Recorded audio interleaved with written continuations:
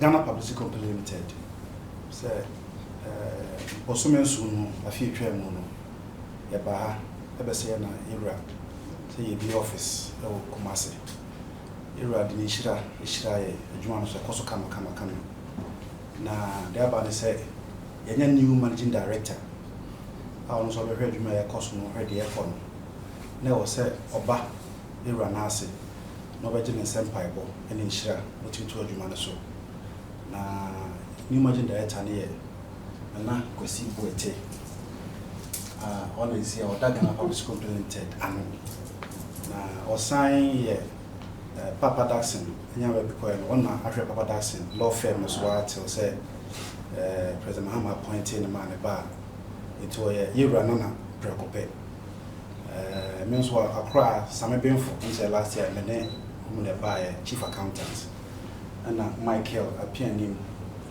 also Director of IT and IT so and Sylvia Bono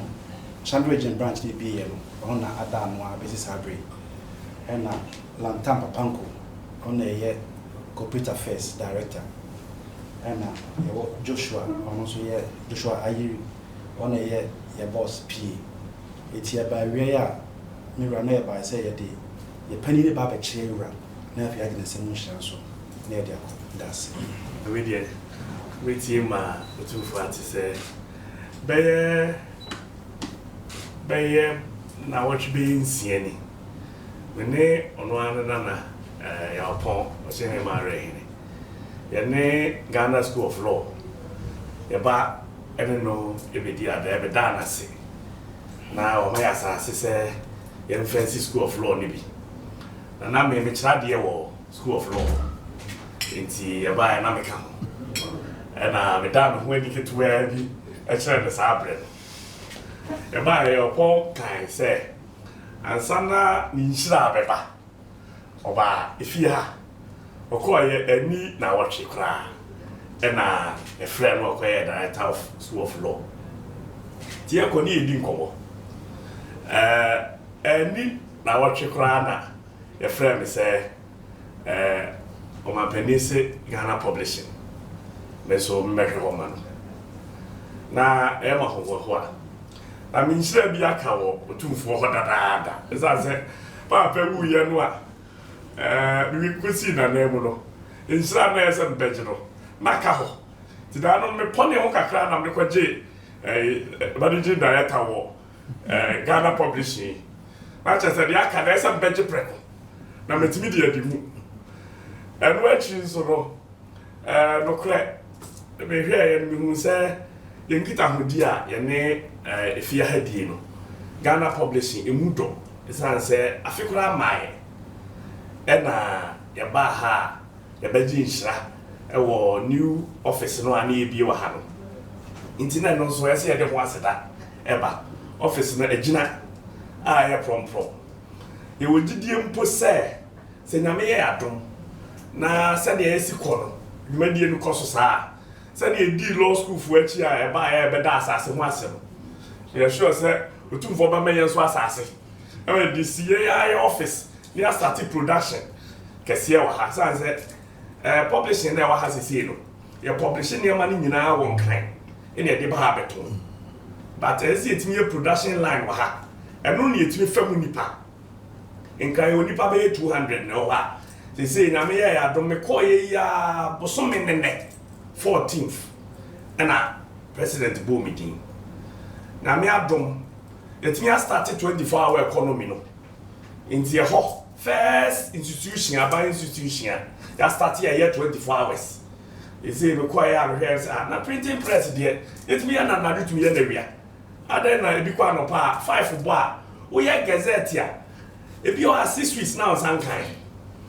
Debbie, Mama Ebimrano, Panipan Dosso, and Kaifon Remre. Gazette 6 weeks no amode yeno. You bet me at so about 3 weeks. Now go for one in how Mokakla. ya sha ase no nyame adom ekoyie pa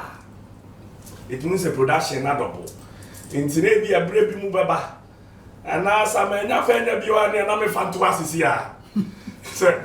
ohiri hwa da sa ase bi na da ba bi do de maye ne yi a entempe ya ofa maye na eda hode a da bia na prepare se nkwa na nkwa ne ntem ono so de o ma wa na o ma timeline ka ho intine no be hye nkura me abeye na yentu mesi production line bi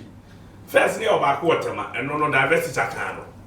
ene tamale de but kuma se de no de maybe haya na menyini ya me de hye me ye de hye wa he makoma da ho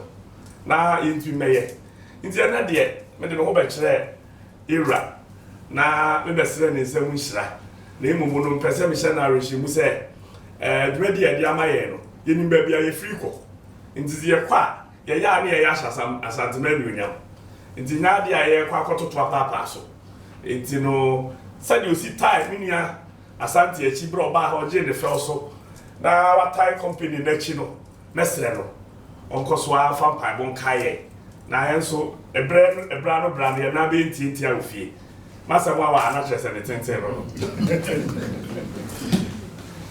chama so me da na na yasi na mi no mo ye dwuma Jo abanshi na nyonyam sei na and obi osa abubu mane Jo and ukre obai na papa that's in there na me bibia Jo so na na tu me hwehwe mi kra Jo so nyahwe ya kra Jo ni komo kakra and say okoye nyame ncha de on penyi so friend dwuma kesesi ahye Jo say papa house otimi aye bia hono se di osi esi ni pino otimi twa so na chese we so betimi aye papa Jo okwa mbuza na ho asem ka ko mu so wo ya de papa Jo so betimi aye na adwuma no Ghana publishing there we just say ke adwuma kese Jo fiti ase tete na wo mpo ano ho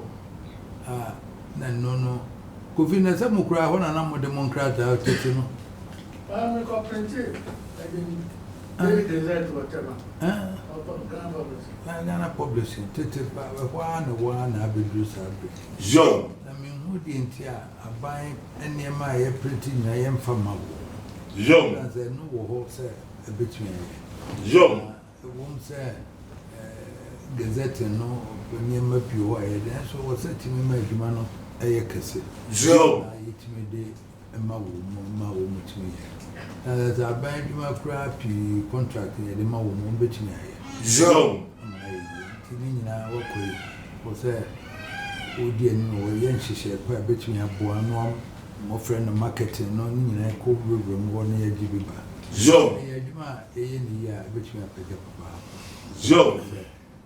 odi ani mo ye be pege amana ye kese Jo etimi aye na education books ni ye nyina kura de ma wo man ko mbe Jo mo betumi aye enwuma de ye try ye publish ye de ko school mu nyina ye de ma wo man betumi aye Jo enti wo sesa nkuta hundie ne ba ministry no health ministries ne nyina de wo printing wo mu na ma nyina de ma wo ma ebetumi aye amna ye na se de okay eno so create adwuma amamrante ne maba Jo enti wo se enim so woti wo ma na nye de no hihye na me hu so so ya wo Jo kuma se de no so emu ya hwe na apagya he mo ne ka ya mo obi abehu no mo ahwe ba bi ne apagya to oni sika sese kra uto anwea kakra cement kakra na ade asi Jo akoi wo be oyenza na ni eden mehwe aso apagya si wa ma Jo na yakama na aso wo mfa ho brase na nokudie fanka Jo wa brantie enimo no wa ahaw ye ni ya echina mo free ha na akwa ha tran mo free akwa na ede adanse na etimi ayi Jo to onye ma nya ni bonya na bibia wo mama so ntenso Jo